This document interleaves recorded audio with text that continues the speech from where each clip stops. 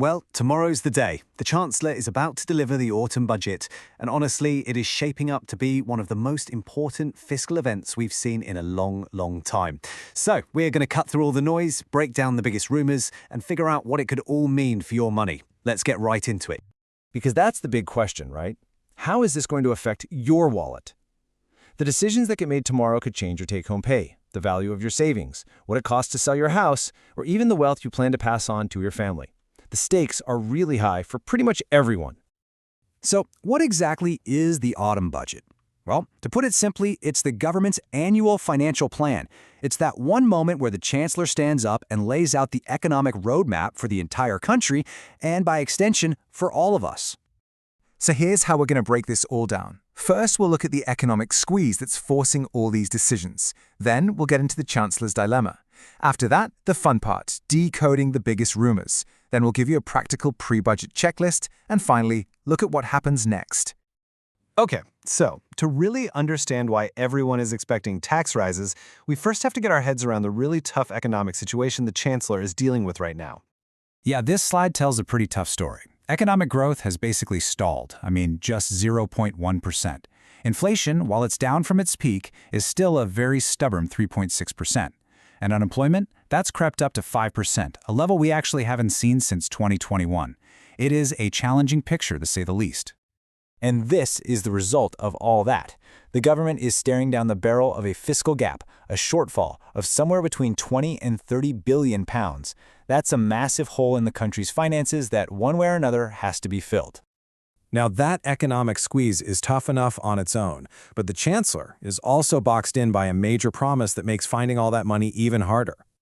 And here it is. This is the crucial point. A pre-election pledge not to raise the big three revenue raisers: income tax, national insurance, and VAT. By taking those off the table, the Chancellor is basically forced to look everywhere else to fill that multi-billion-pound gap. And that's why all the rumors are focused on other, less obvious taxes. So this brings us to the real core of this explainer: decoding those rumors. Where might the Chancellor look to find that cash? Let's break down the possibilities everyone is talking about. But first, a very, very important disclaimer. Everything we are about to talk about is based on media reports and what the experts are saying. Nothing is confirmed policy until the Chancellor actually stands up and says it. This is all about being prepared, not about panicking. So, the speculation is really circling around four key hotspots. First up, property and wealth. Second, investments, things like capital gains and inheritance tax. Third, a potential new tax aimed squarely at landlords. And finally, believe it or not, even possible changes to our tax-free ISA savings. Let's start with one of the biggest rumors out there. Right now, landlords pay income tax on their rent. The speculation is that national insurance could be added on top of that, which could potentially jack up their tax bill by a massive 8 to 14%. This would be a huge shift for the entire buy-to-let sector. And what about savers? Well, the long-standing £20,000 tax-free cash ISA limit is also in the spotlight. One rumor that just won't go away suggests cutting it, maybe down to £12,000, to try and encourage people to move their money into stocks and shares ISAs instead, all in an effort to boost investment in UK companies.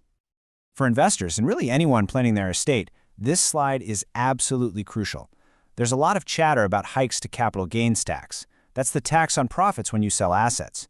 There's even some talk of making gains on very high-value homes taxable for the first time.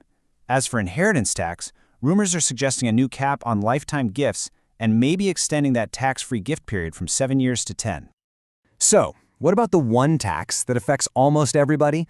Well, while the rates themselves might not rise, the government can use something called fiscal drag. You might know it as a stealth tax.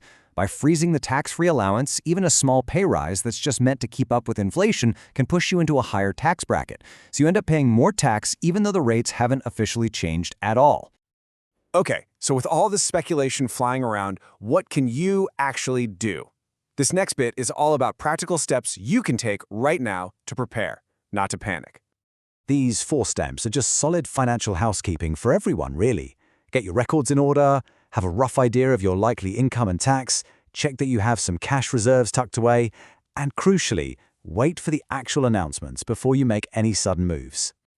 Now, let's get a bit more specific. If you're an employee, it might be wise to use this year's full ISA allowance before it potentially changes. Landlords, you can run the numbers and model what a new NI charge would actually do to your profits. Business owners should probably review how they're taking money out of their company. And for estate planning, yeah, review your will, but don't rush into any big gifting decisions based only on rumors. So we've covered the economic picture, the rumors, and the prep work. What actually happens on the day itself? Mark your calendars. Wednesday, November 26th at around 12:30 p.m. The Chancellor will deliver the budget speech, and that's the moment all this speculation ends and the facts begin.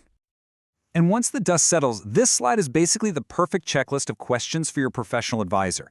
Don't just ask what's changed, you need to ask how the confirmed changes specifically impact your financial position, your business, and your future plans.